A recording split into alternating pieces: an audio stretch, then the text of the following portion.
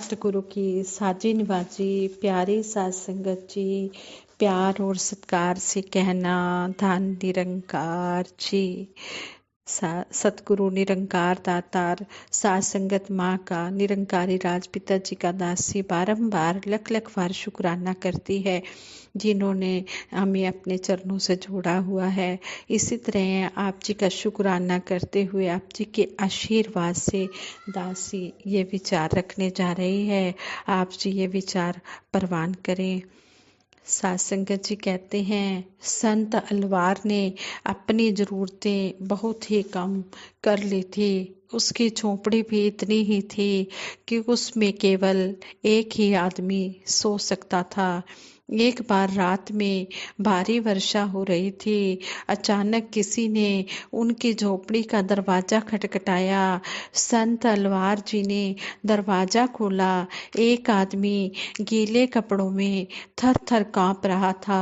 वह रास्ता भटक गया था। उसने झोपड़ी में रात भर रुकने के लिए संत अलवार जी से प्रार्थना की। संत ने कहा, अंदर आ जाओ। मेरी कुटिया में एक आदमी सो सकता है, लेकिन दो आदमी बैठ सकते हैं। हम दोनों बैठकर रात काट लेंगे। वह आदमी अंदर आ गया तो संत ने दरवाज़ा बंद कर लिया। थोड़ी देर बाद किसी ने फिर दरवाज़ा खटखटाया। एक आदमी सर्दी से कांप रहा था। उसने भी रात बिताने का निवेदन किया। संत ने कहा, कुटिया तुम्हारी ही है, मज़े से रात बिताओ, परंतु इस कुटिया में एक आदमी सो सकता है, या दो आदमी बैठ सकते हैं, या तीन आदमी खड़े हो सकते हैं। आप अंदर आ जाओ। हम तीनों खड़े खड़े बातें करते हुए रात बिता सकते हैं। वह व्यक्ति भी अंदर आ गया। तीनों ने रात खड़े रहकर बिताई। सुबह दोनों मेहमान संत अलवार को धन्यवाद देकर चले गए।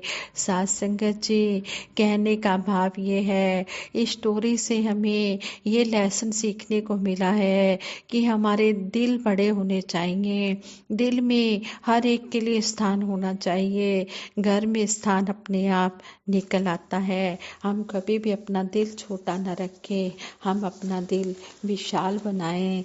जिस तरह कहते हैं कि विशाल प्रभु से मिलकर ही विशालता आ पाएगी, कि विशाल ये निरंकार दातार ये विशाल है। जब इसके साथ हम जुड़ जाते हैं तो विशालता भी अपने आप आनी संभव हो जाती है। साध संगत जी कहते हैं, संसार में शुरू से ही कुछ चीज़ें साथ साथ रही हैं, जैसे कि दिन रात, सुख दुख, लाभ हानि, यश अपयश, फूल कांटे आदि। जीवन में गुरमत और मनमत का मेल भी इसी तरह रहा है। ऐसा नहीं है कि एक बार जीवन में गुरमत आ गई तो मनमत नहीं आ सकती, और मनमत है तो गुरमत नहीं आ सकती। ये दोनों जीवन में साए की तरह साथ साथ रहते हैं। जैसे कि अंधेरा और उजाला दोनों साथ साथ रहते हैं। सच तो यह है कि उजाले का ना होना ही अंधेरे का सूचक है, वरना अंधेरे का अपने आप में कोई वजूद नहीं है। जैसे स्वास्थ्य का ना होना ही बीमारी का लक्षण है, ठीक ऐसे ही गुरमत की कमी ही मनमति की पहचान है। जब हमारी नज़र परोपकार वाली होती है, दूसरे के भले वाली होती है, दूसरे की भलाई मांगने वाली होती है, गुरु द्वारा समझाए गए रास्ते के अनुसार होती है, तब समझिए कि हम गुरमत में हैं, गुरु की मत के अनुसार चल रहे हैं। फिर हम गुरुमुख हैं, हमारा मुख जो है गुरु की ओर है। और जब कहीं दूसरों को नीचा और अपने आप को उत्तम समझने की भावना मन में आ जाती है, तो समझिए कि हमारे अंदर मनमत का प्रवेश हो गया है, हमारे अंदर मैं आ गई है, अभिमान आ गया है, घमंड आ गया है। यह सब हमारे मन के ऊपर निर्भर करता है। मन की अवस्था हमेशा एक सी नहीं रहती, ये पल पल बदलती रहती है। एक पल में तो हम गुरमुख हो जाते हैं और दूसरे ही पल मनमुख हो जाते हैं। मनमुख व गुरमुख की पहचान उनके शरीरों से नहीं बल्कि उनके आचरण से होती है। कौन नहीं चाहता कि उनके जीवन में ज्ञान की रोशनी आए, गुरमत का भाव आए और उसका यश फैले, परंतु इसके लिए जीवन को वैसा ही करना पड़ेगा, कमल के फूल की तरह होना पड़ेगा, जो रहता तो कीचड़ में है पर होता उससे निर्लेप है। अर्थात मानव को ऐसे दिव्य गुणों प्यार, नम्रता, दया, करुणा, सहनशीलता, विशालता, मिलवर्तन से युक्त होना पड़ेगा, जो गुरमत का आधार व श्रृंगार है। हमारी सोच, हमारे कर्म, हमारे हाव भाव, हमारे चाल ढाल सब में गुरमत की महक आए। निरंकारी राजमाता जी अपने विचारों द्वारा हमें समझाते थे कि शक्कर की बोरी में कहीं भी पारखी मारे शक्कर ही निकलेगी। ऐसे ही हमारे जीवन में गुरमत वाली मिठास हो, गुरमत वाले भाव हो, हम जहाँ भी जाएं गुरमत की खुशबू ही फैलाएं। युग दृष्टा सतगुरु बाबा हरदेव सिंह जी महाराज ने भी अपने विचारों में यही फरमाया कि हम सुबह उठते ही सुमिरन करके अपनी दिनचर्या शुरू करें, डेली रूटीन के काम शुरू करें, तो हमेशा एक क्वेश्चन मार्क अपने सामने रखें कि मैं ऐसा कुछ ना करूं जो गुरमत के अनुसार ना हो, जो मिशन के सिद्धांत के विपरीत हो। अगर ऐसा है तो समझिए कि हम सही दिशा की ओर हैं, गुरु मर्यादा में हैं। जब हम गुरमत में होंगे तब हमारी नज़र भी विशाल होगी, हमारी सोच भी पॉजिटिव होगी, हमारे कर्म भी शुभ होंगे, फिर हमसे किसी का बुरा नहीं होगा, हमारे कारण किसी को कोई नुकसान नहीं पहुंचेगा। तभी होगा जब हम मनमत को छोड़ेंगे और गुरमत को अपनाएंगे। युग निर्माता सतगुरु माता सविंदर हरदेव जी महाराज भी हमें यही समझा कर गए हैं कि हम अपने जीवन को दूसरों की कमियां देखने में ही ना गंवा दें, बल्कि हमारा हमेशा यही प्रयास हो कि हमारी नज़र किसी की कमियों की तरफ ना हो, बल्कि जिस व्यक्ति में जो भी अच्छाई है उसे अपनाते जाएं, हम गुणों को धारण करते चले जाएं और अपने जीवन को संवारते चले जाएं। हम सीखने की भावना से सत्संग में आएं और सीखते ही चले जाएं। हमें लगातार यह ध्यान रखना होगा कि मनमत हमेशा गिरावट की ओर ले जाती है और गुरमत ऊंचाइयों की ओर ले जाती है।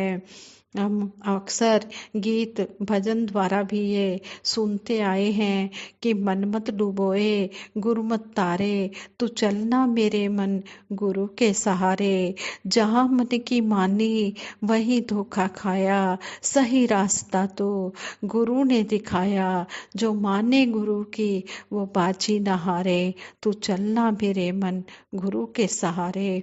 कितना सुंदर हमें समझाया गया है कि जो अपनी मन की मत के अनुसार चलता है उसका डूबना निश्चित है, और जो गुरु की मत के अनुसार चलता है उसका पार होना निश्चित है। इसलिए हम गुरु के बताए रास्ते पर चलते चले जाएं, कभी भी हम अपनी मन की मत ना अपनाएं, हम हमेशा गुरु की मत से ही चलते चले जाएं। संपूर्ण हरदेव वाणी में भी सतगुरु बाबा हरदेव सिंह जी महाराज इस शब्द द्वारा हमें समझाते हुए यही कहते हैं कि गुरुमत का है वास जहाँ पर, वहाँ ना राग द्वेष है, कहे हरदेव वहाँ ना सुख है और ना कलह कलेश है। कि जहाँ पर गुरुमत का वास है वहाँ पर दुख, संकट, मुसीबत, कलह क्लेश कभी जिंदगी में आ ही नहीं सकते हैं। इसलिए हम इन बातों को अपने जीवन में अपनाते चले जाएं और गुरुमत की राहों पर हम संभल कर रखते चले जाएं कि जो भी गुरु हमें समझा रहे हैं हम इन बातों को अपनाएं।